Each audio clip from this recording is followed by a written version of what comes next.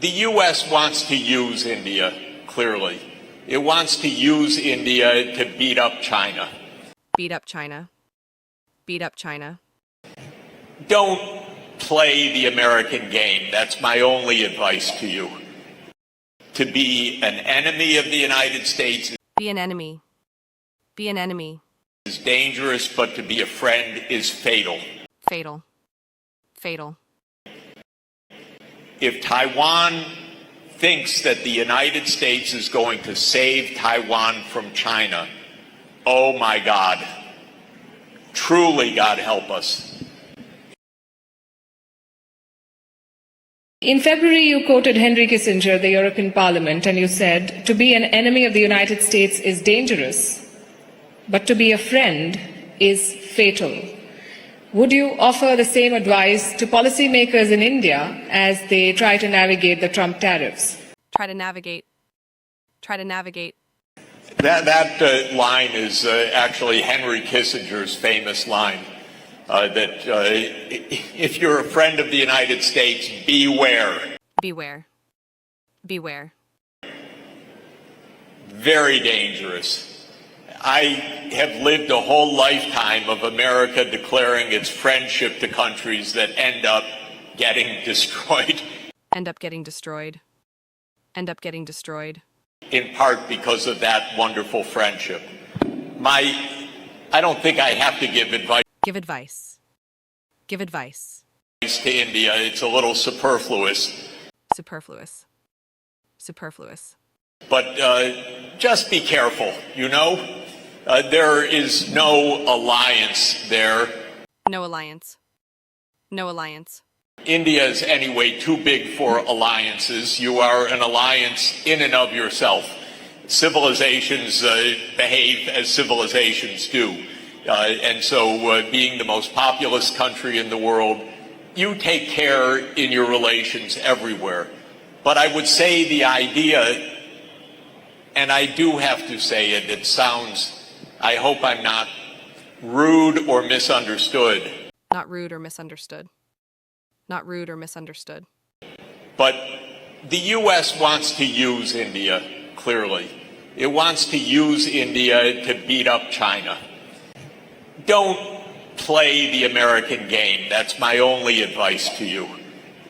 It makes no sense. Again, it's Makes no sense. Makes no sense. superfluous for me to tell you that, but it is very much on my mind because the entire U.S. On my mind. On my mind. foreign policy is divide and conquer in any part of the world. That's how empires behave. Empires behave. Empires behave. That's what the U.S. learned from the master empire of all, the British. Master empire. Master empire. We learned at their knee, and we still try to apply it. Apply it. Apply it. So the U.S. loves for India to be in the Quad. It wants India to bash China. Bash China. Bash China. I heard some Indian politicians recently saying, no, it's not Donald Trump's trade policy, it's all because of China. No, not exactly. It's actually because of Donald Trump. So just be careful not to play the game. This is really a U.S. game. India's too big for a U.S. game. The advice is well taken. Maybe India also wants to beat up China, but on its own terms. And when there was pressure from the West a couple of years back vis-a-vis Ukraine, India stood its ground. So one is reasonably confident that India will play this on its own terms. This is the one man that you keep referring to was a man chosen by the Americans. And the joke on social media is that if the US saw what was happening in the US would invade the US to save it from itself. And whatever Trump is doing is not really a surprise. He's been around, maybe more emboldened this time, but he always said what he was going to do, and he's doing that. And the American voter has put him in the White House. With the incidents that you mentioned, would you say that America today is a backsliding democracy? We once had a little joke that said, why is the U.S. the only country that never had a coup? And the answer is because it doesn't have an American embassy. Think about it. Anyway, maybe we've had a coup now. We don't know. We don't know how things will actually play out. It's quite worrisome. Yes, Americans voted for Donald Trump. That's true. But Americans voted for Donald Trump under a constitution and a rule of law, not to be ruled by executive decree, which in any event is illegal under our system of government. So we are really in a test right now whether a president can just declare emergency after emergency after emergency, and these have no relevance as emergencies. This is trade policy, ladies and gentlemen. This isn't emergencies. This isn't a hurricane. This isn't a disaster. This is normal economics, which is why we have a Congress and a Constitution. And so, yes, this is absolutely unprecedented and dangerous for everybody, dangerous for the world. And this, unfortunately, is our little bit of our grim situation right now. We are in an age of convergence right now. We're in an age where countries are catching up for lost time. India, as you know, was the second or the first largest economy in the world forever, for hundreds and hundreds of years, until, if I could say, the British arrived and did their job for quite a while. I do have a theory in life that all of today's challenges at the core have a British story to them, whether it's the Middle East or whether it's some other place, whether it's China too, because the British showed up in 1839 to demand the right to export opium to China, the opposite of the fentanyl emergency and so forth. In any event, India and China fell far behind, and they fell far behind until independence. And independence enabled catching up. And both started a rapid catching up after the 1980s. China first in 1978, India, I would say, in the early 1990s. And now the rate is very robust, and India will become the second largest economy of the world, overtaking the United States in 10 or 15 years. It will become probably the largest economy in the world in the second half of the 21st century. You're going to have the most people by a wide number, by the way. So this will be the major economy of the world. Advanced, high income, high tech. This is what's happening step by step, and your government's doing a very good job of promoting it, I would add. So in this sense, it's all very positive. And it should help to explain the weirdness going on in the United States, because the U.S. is in a kind of neurotic reaction. The neurosis is that the United States expected to be number one forever. This is the basic point. China ruptured that illusion, so Americans hate China. They hate China. How dare you be a bigger economy than the United States? This violates every rule according to American thinking. And they will come to resent India, I'm sorry to tell you, as you overtake the United States too. Just a little bit of friendly caution to you, because the American mindset cannot understand this is a big world, and other countries are more populous, and they're not being held back. And the United States is only 335 million people, a little bit bigger than Uttar Pradesh, but not so much bigger. And so it can't be the biggest country in the biggest economy in the world. It's not even possible in a world where technology is everywhere, where skills are everywhere, where the ability to innovate is everywhere.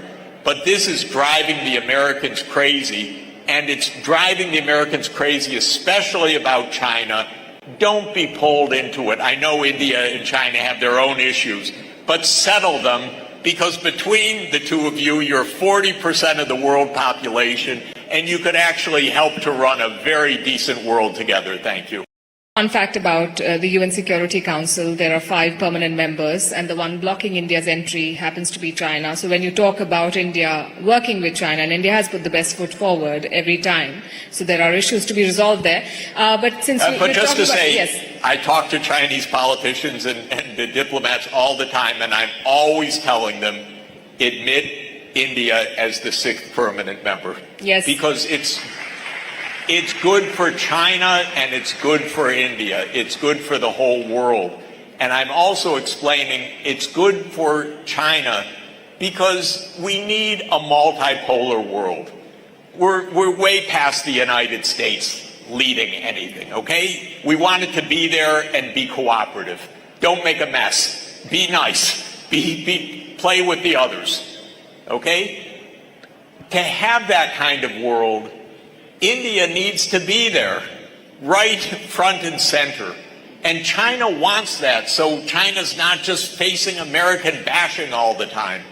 So, to my view, what I say to the Chinese diplomats all the time is welcome India into the permanency at the Security Council for your own good as well as the good of the world. Well, what can I say? I just hope they listen to your very sound advice. But for the moment, China is looking for trouble, not just to its east, but also elsewhere. We've seen the drills around Taiwan, we've seen the military moves in the South China Sea, and with Donald Trump taking a tough transactional posture, do you think regions like Taiwan can depend on American security assurances? If ever there is a place for Henry Kissinger's adage, it is Taiwan. To be an enemy of the United States is dangerous, but to be a friend is fatal. If Taiwan thinks that the United States is going to save Taiwan from China, oh my God, truly God help us. There is no way, first of all, that the United States could save Taiwan. It would get whooped in a war thousands of miles from its shore anyway. But aside from that, the last thing that this world needs is a war between the United States and China. My point of view is quite straightforward. Maybe, I don't know if people will take it a little bit harshly or not, but Taiwan is part of China. Taiwan says it's part of China because the Republic of China, based in Taipei, says there's one China. The People's Republic of China, based in Beijing, says there's one China. They don't argue about that. They argued about who rules China. That's a different matter. But they agreed for decades that there's one China. And if the United States says to Taiwan, we have your back, you do what you want, believe me, it will be just like what happened to Ukraine when the United States said, you don't have to be neutral, you can join NATO, we have your back. And that was 1 million deaths ago, or at least 1 million deaths and deadly injuries, or very grave injuries. I love Ukraine. I advise Ukraine for years. But it's deadly to believe the United States is going to save you and that you can therefore host military bases on Russia's border. Russia won't accept it. Just like the United States didn't accept bases in Cuba of the Russian military. In 1 million years, they would never accept it. And Donald Trump believes that Canada belongs to the United States, and Panama belongs to the United States, and Greenland belongs to the United States. He has no inhibition about that, but then he thinks the American military belongs in Taiwan, shipping military armaments. No, this is a recipe for war. It's obvious. Professor Sachs, we are completely out of time.